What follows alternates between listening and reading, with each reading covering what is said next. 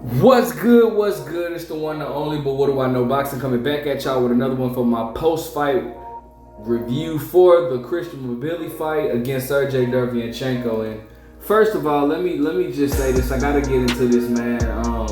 Shout out to Sergiy Derevyanchenko, man. I really hate how he's gonna go out, because the reason why I said that is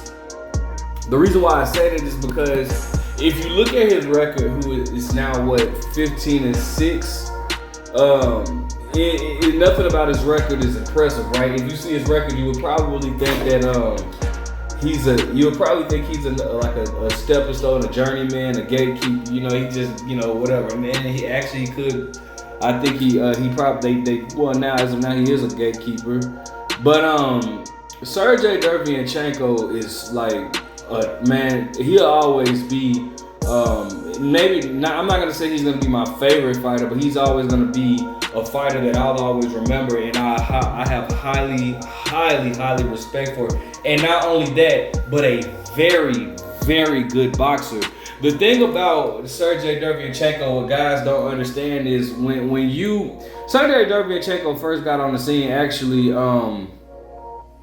when he fought Danny Jacobs, I believe it was Danny Jacobs. He fought Danny Jacobs first, but they actually were training partners. Both of them trained under Andre Rozier.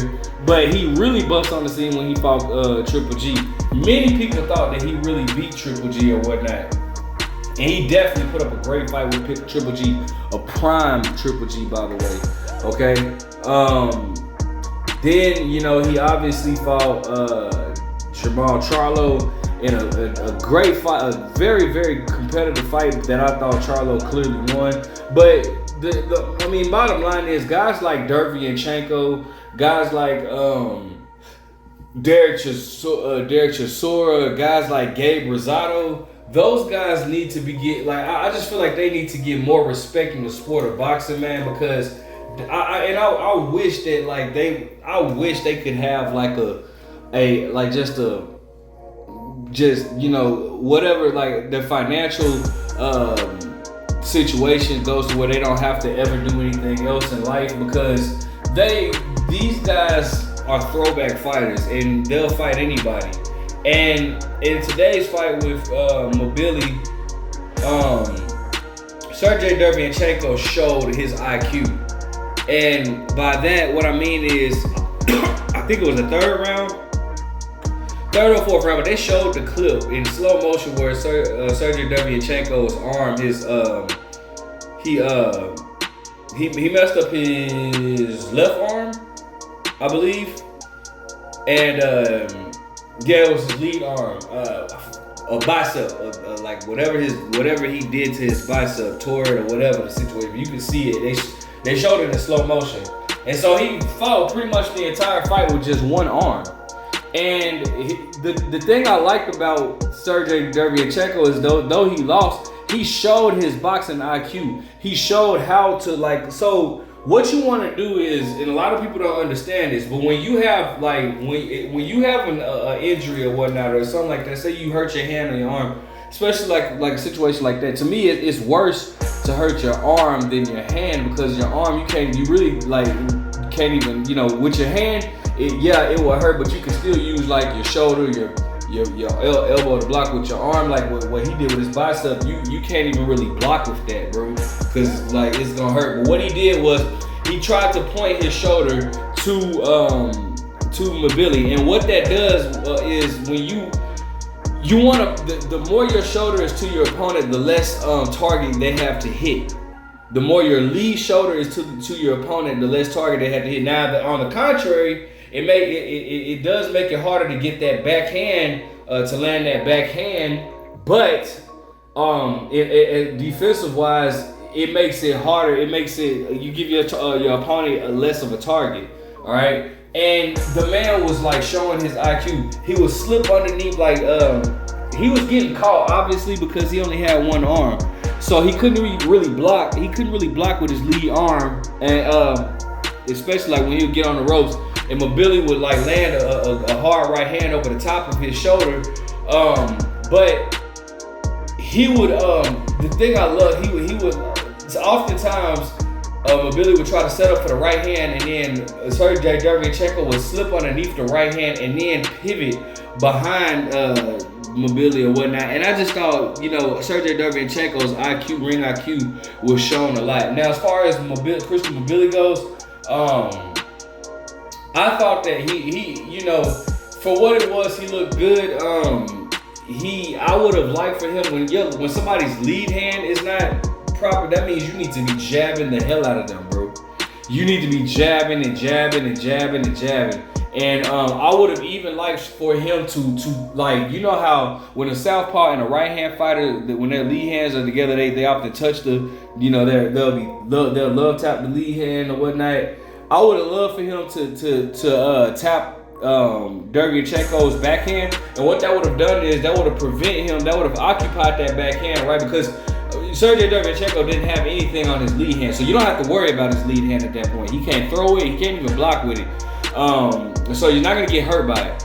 But you tap that backhand, and that occupies that backhand. You tap it and use your lead hand as a decoy to occupy that backhand, and then you come over the top with your backhand, which would have been his right hand. And I feel like he would have been able to set Sergiy Derevyanchenko up more by occupying that backhand. I would have liked to see that, and I would have liked to see him jab more or whatnot. But regardless, he got the job done. He threw some very nice combinations. But all in all actuality, I mean, Derevyanchenko is a tough fight for anybody, and I feel like with two hands, Derevyanchenko would have been even more of a problem. All right, because it was one round with Derevyanchenko. I don't know. It seemed like Mbilli was off balance, but when Derevyanchenko landed a shot to the body or whatever or something, but he was off balance. But then it seemed like he hurt Mbilli and then started landing. Like you could tell once again he couldn't throw his lead hand, but he was throwing the heck out of that backhand and was not catching a flush, but it looked like Mbilli was a little hurt just for a second, but then Mbilli came back or whatnot. So it is what it is, man. I think Mbilli has a bright future, definitely possible for a Canelo fight. I mean, his style, the way he fights, is something of what a Canelo would want. Somebody that's gonna come to you and throw punches or whatnot. So I think that his style makes for a good. His style goes into. I think he'll get a Canelo fight. He doesn't look dangerous like that. He doesn't look like a. Excuse me. He doesn't look like a. He doesn't look like as dangerous as David Benavidez, but he definitely he'll be a threat. I would love to see him and Jaime Munguia fight. I think that would be a very entertaining fight. But I definitely want him to step it up a little more. But Sergiy Derevyanchenko is, like I said, he's a crafty veteran. He definitely, I mean, if you look at his record, doesn't show how good he really is. So in the history books, when you go back to him, a lot of people won't recognize how good he is unless if they study his fights. And Sergiy Derevyanchenko definitely is a very, very good fighter. It's just unfortunate fighters like him are used to use as stepping stones, use as gatekeepers. Him, like I said, Gabe Rosado, Derek Chisora to an extent, but he gets more recognition out there. I said recognition.